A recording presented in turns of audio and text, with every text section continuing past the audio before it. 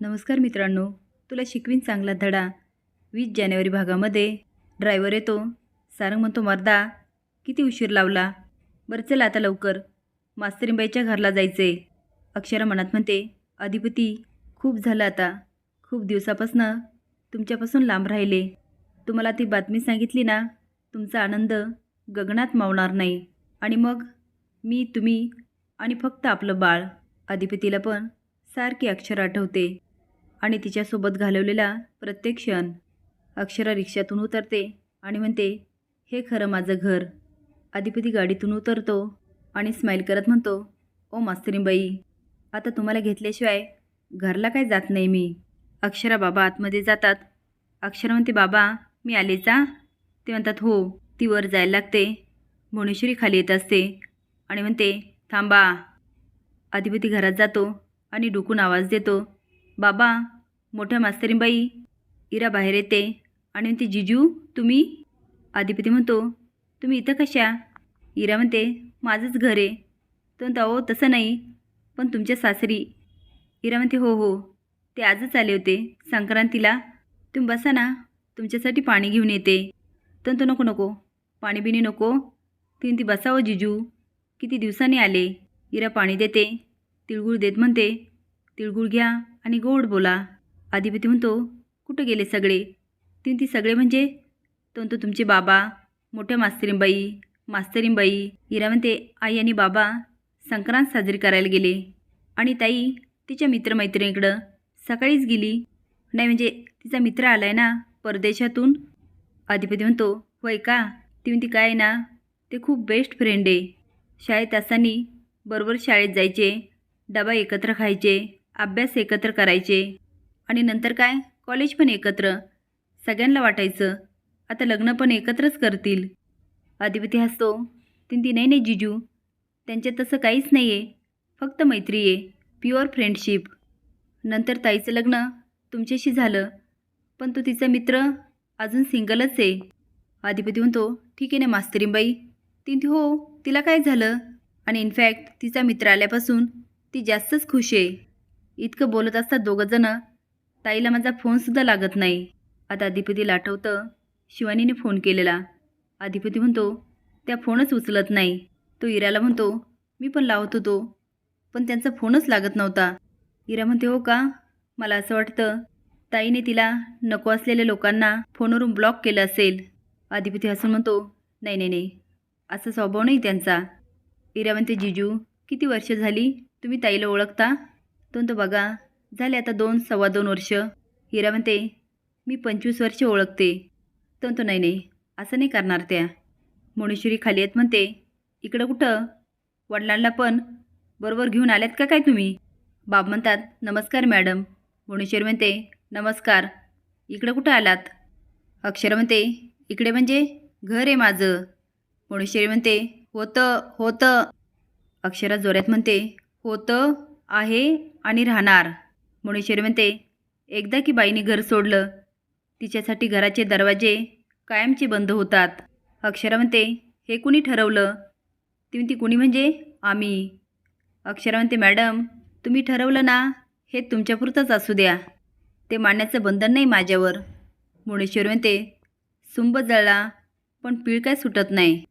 अक्षरा म्हणते, मॅडम मोठ्यांचा अपमान करायचे संस्कार नाहीत माझे, पण तुमच्याबद्दल मला पण तेच वाटतंय. भुवनेश्वरी म्हणते, तुम्हाला काय वाटतं ते महत्त्वाचं नाही. तुमच्या वाटण्याला पण किंमत नाही आणि तुम्हाला पण नाही. आल्या पावली परत जा, त्यातच तुमचं भलं आहे. अक्षरा म्हणते, मॅडम माझं भलं तुम्ही नका सांगू. भुवनेश्वरी म्हणते, कशाला हे नातं, दे आता ह्या नात्याला अग्नी. अक्षरा म्हणते, तुम्ही दिली का अग्नी. तुमचं तर लग्न पण नाही झालं. तुम्ही ना अग्नी दिली ना नातं तोडलं. माझं तर लग्न झालं आहे. मी ना अग्नी देणार ना नातं तोडणार. मी अधिपतींची बायको आहे. दुर्गी म्हणते, तू ताईशी अशी बोलते. ओ मास्तर, तुमच्या पुरीला तुम्ही असं शिकवलं काय गे. मोठ्यांशी कसं बोलावं हे तुझ्या आईबापांनी नाही शिकवलं. अक्षरा म्हणते, हाच प्रश्न मी तुम्हाला विचारू शकते, पण मला तुमच्याशी काहीच बोलायचं नाही. दुर्गी म्हणते, ताई बघ ना कशी बोलते. भुवनेश्वरी म्हणते, एकदा सांगितलेलं कळत नाही का. अधिपतींना तुमच्यासोबत राहायचंच नाही. अक्षरा म्हणते, हे तुम्ही नाही सांगायचं. भुवनेश्वरी म्हणते, बाद झालं आता, चला निघा. अक्षरा म्हणते, निघा? कुठे निघा? हे घर माझं आहे. चला सोडा आता, मी चालले आतमध्ये. दुर्गी ओढत म्हणते, आत कुठं निघाली? बाहेर निघायचं. अक्षरा म्हणते, बाहेर कुठे? हे घर माझं आहे आणि फक्त माझं राहणार, कारण मी अधिपतींची बायको आहे. भुवनेश्वरी म्हणते, हे सांगायला मास्तरीबाई लई उशीर केला. अक्षरा म्हणते, उशीर केला म्हणजे? इकडे अधिपती म्हणतो, सांगा ना, काय सांगत होत्या? काय होतं लग्नाआधी? इरा म्हणते, जाऊ द्या जिजू, तुम्हाला वाईट वाटेल. अधिपती म्हणतो, ऐकायचं आहे मला. इरा म्हणते, ताईला तुमच्याशी लग्न करायचंच नव्हतं. तिला ना तुमचं घर आवडतं ना तुम्ही, आणि बजरंग तिला त्रास देतो, ही सगळी ताईची चाल होती. खरं तर तिचा डाव होता, तुमच्या घरात यायचं आणि भुवनेश्वरी मॅडमला घराबाहेर काढायचं आणि त्यांना वृद्धाश्रमात टाकायचं. आता अधिपतीला आठवतं अक्षरा आईसाहेबांना बोललेली. इरा म्हणते, काय नाही जिजू, ती माझीच बहीण आहे. तिच्याविषयी सांगणं मला पण आवडत नाही, पण ताई आहे ना, एखाद्या माणसावर डूक धरून राहते आणि त्या माणसाचा एकदा की रागाला ती बरोबर काटा काढते. भुवनेश्वरी मॅडम तिला बोलल्या होत्या ना, त्यामुळे तिला खूप राग होता. मग तिने बाजाची मदत घेतली आणि सगळं घडून आणलं आणि तुमच्याशी लग्न केलं. अहो, ती मला बोलली, मी भुवनेश्वरी मॅडमला घराबाहेर काढणार म्हणजे काढणार. अधिपती म्हणतो, नाही हो नाही, मास्तरीबाई अशा नाही आहेत. इरा म्हणते, जिजू तुम्हाला कसं सांगू आता? अहो, ताई दिसती ना तशी अजिबात नाही आहे. तिने मनात एक पक्क केलं ना, ती करूनच राहते. अधिपती म्हणतो, नाही नाही नाही नाही, मास्तरीबाईबद्दल मला खरं वाटणारच नाही. इकडे भुवनेश्वरी म्हणते, लई झालं आता, चला निघा. अक्षरा म्हणते, चला निघा म्हणजे कुठे निघा? मी इथून कुठेही जाणार नाही, मी वर जाणार.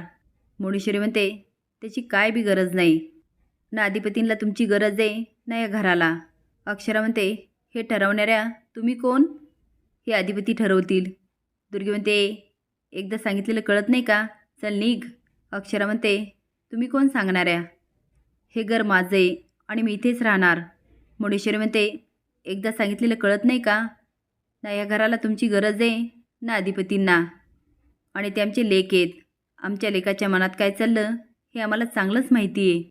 बाबा हात जोडतात आणि म्हणतात, मॅडम अक्षराकडून काही चूक झाली असेल तर माफ करा. अक्षरा म्हणते, बाबा तुम्ही कशाला माफी मागताय? भुवनेश्वरी म्हणते, हे बघा, यांचं असं असते, थुई थुई थुई थुई, यांना जरा बी माघार घ्यायची नसती. कुणी काही बोललं की लागल्या बोलायला. आता अक्षरा पण माघार घेत नसते आणि भुवनेश्वरी पण. तुम्हाला काय वाटतं, अक्षराने भुवनेश्वरीची लायकी अजून दाखवायलाच हवी का? हे कमेंट बॉक्समध्ये नक्कीच सांगा. नवीन अपडेट जाण्यासाठी लाईक आणि सबस्क्राईब करा. धन्यवाद.